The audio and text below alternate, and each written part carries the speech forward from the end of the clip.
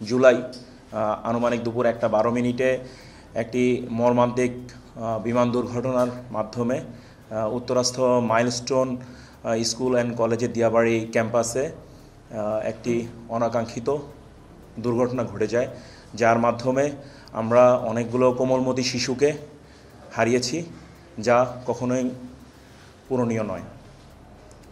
এই দুর্ঘটনার যে আমার যে বাস্তব অভিজ্ঞতাটা আমি আপনাদের কাছে আসলে তুলে ধরতে চাচ্ছি।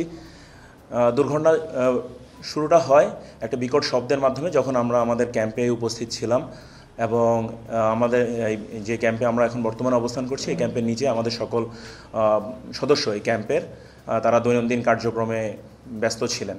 তো তখন আমরা প্রথম জানতে পারি যে একটা বিমান ভূপাতিত হচ্ছে, ক্র্যাশ করেছে মাইলস্টোনের ক্যাম্পাসের ভিতরে, এবং তৎক্ষণাৎ আমরা আমাদের ক্যাম্পের সকল সদস্য, আমি সহ মাইলস্টোন যে স্কুলের ক্যাম্পাসে আমরা উপস্থিত হই। এই ক্যাম্প থেকে ক্যাম্পাসের দূরত্ব 100 থেকে 150 মিটারের মতো, যার কারণে আমাদের উপস্থিত হতে খুব বেশি সময় প্রয়োজন হয়নি। তো আমরা উপস্থিত হওয়ার পরে সেখানে একটা হৃদয় বিদারক পরিস্থিতির সম্মুখীন হই। আমরা দেখতে পাই ছোট ছোট কোমলমতি শিশুরা, যাদের শরীরে যত স্কুলে ইউনিফর্ম ছিল পুড়ে গিয়েছে, তাদের শরীরে যে চামড়া সম্পূর্ণভাবে পুড়ে গেছে অথবা আংশিকভাবে পুড়ে গেছে, যেটা একজন মানুষ হিসাবে, একজন পিতা হিসাবে মেনে নেওয়া অত্যন্ত কঠিন ছিল। কিন্তু আমরা আবেগ, অনুভূতি এবং পেশাদারিত্বের সংমিশ্রণে চেষ্টা করেছি আমাদের এই কোমলমতি শিশুদেরকে উদ্ধার করার জন্য, এই দুর্যোগ থেকে জাতিকে উদ্ধার করার জন্য। এই দায়িত্ব পালনকালে আমরা মূলত 3টা বিষয়কে প্রাধান্য দিয়েছিলাম। প্রথমত, যে সকল আহত বা নিহত শিশু এবং শিক্ষক, শিক্ষিকা বা অভিভাবক ছিলেন, তাদেরকে উদ্ধার করা, এটা ছিল আমাদের প্রথম অগ্রাধিকার। এবং এটার জন্য আপনারা দেখেছেন আমাদের যে সকল সেনা সদস্য উপস্থিত ছিলেন, তারা সবাই তাদের সকল প্রকার প্রচেষ্টা অব্যাহত রেখেছিলেন।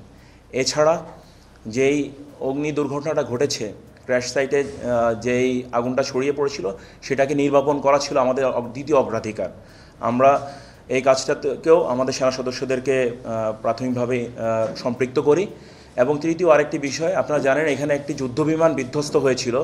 যে যুদ্ধবিমানটির ভিতরে বিভিন্ন রকম দাহ্য তেল ছিল। দীর্ঘস্থায়ী এবং ট্যাম্প মুক্ত বাড়ির জন্য সিগমা কেমিক্যালের রয়েছে কংক্রিটে পানি প্রদানে বাধা দিতে ওয়াটার পিলার, দ্রুত চমট বাঁধানো ও শক্তিশালী কংক্রিটের জন্য ইউকন, রডের মরিচা দূর করতে রাস্ট ক্লিনার, ছাদের তাপ ও ড্যাম্প প্রতিরোধে হিট বন্ড, কংক্রিটের ছোট বড় যে কোনো ধরনের লিকেজ বন্ধ করতে লিক বন্ড এবং প্লাস্টার, এবং কংক্রিটের লবণাক্ততা রোধে সল্ট প্লাস্ট সহ সকল ধরনের construction chemical. Sigma chemical private limited, নির্মাণে নির্ভরতার প্রতীক। যেটা থেকে বিমানের জ্বালানি ছিল, যেটা থেকে আরেকটি বিস্ফোরণ অথবা অগ্নিকাণ্ড ঘটার সম্ভাবনা ছিল, যার কারণে আমরা দুর্ঘটনাস্থল থেকে উৎসুক অভিভাবক বা যারা এখানকার স্কুলের ছাত্রছাত্রী বা অন্যান্য মানুষজন ছিলেন, তাদেরকে দূরে রাখার জন্য চেষ্টা করেছি, যাতে এই আগুনটি ছড়িয়ে পড়ে আর কোনো ব্যক্তি, আর কোনো প্রাণ আমরা হারিয়ে না ফেলি। এক্ষেত্রে আমরা আমাদের সকল সেনা সদস্য, স্থানীয় পুলিশ, ফায়ার সার্ভিস এবং সর্বোপরি মাইলস্টোন স্কুল অ্যান্ড কলেজের শিক্ষার্থীদের আকুণ্ঠ সহায়তা পেয়েছি। মাইলস্টোন স্কুলের শিক্ষার্থীরা এবং শিক্ষকগণ এই কার্যক্রমে আমাদেরকে যথোপযুক্তভাবে সহায়তা করেছেন। সকলের সহায়তার কারণে আমরা আমাদের উদ্ধার কার্যক্রমটাকে বেগবান করতে পেরেছি এবং এই উদ্ধার কাজে আমাদের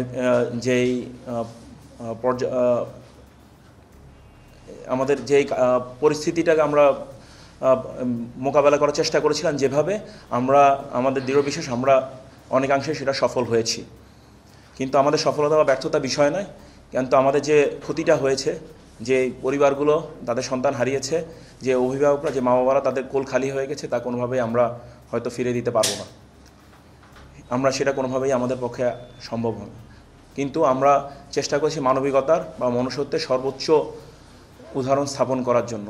আমরা ঘটনাস্থলে উপস্থিত হয়ে দেখেছি রাস্তার মধ্যে বিভিন্ন মৃতদেহ পড়ে থাকতে, যাদের হয়তো হাত পা, শরীরে বিভিন্ন অঙ্গ বিচ্ছিন্ন হয়ে গিয়েছিল। আমাদের ক্যাম্পের সদস্যরা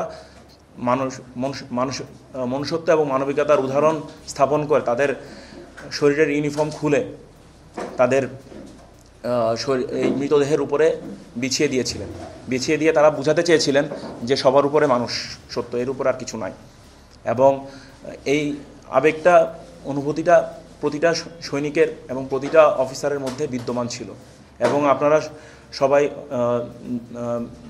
জেনে থাকবেন, এই উদ্ধার কার্যক্রম সম্পাদন করতে যে আমাদের বেশ কিছু সেনা সদস্য অসুস্থ হয়ে পড়েন এবং তারা বর্তমানে সিএমএইচ ঢাকাতে চিকিৎসাধীন রয়েছেন।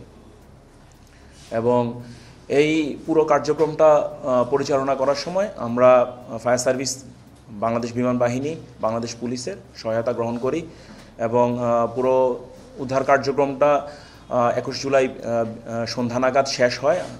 7:30 থেকে 8টা নাগাদ সন্ধ্যা আমরা মাইলস্টোন ক্যাম্পাস ত্যাগ করি এবং শুধুমাত্র বিমানে কিছু ধ্বংসাবশেষ ছিল, অধিকাংশ ধ্বংসাবশেষ বিমান বাহিনী কর্তৃক উদ্ধার করে নিয়ে যাওয়া হয় এবং মরদেহ এবং আহত নিহত ব্যক্তিদেরকেই তখনও সম্পূর্ণভাবে উদ্ধার করে নিয়ে যাওয়া হয়।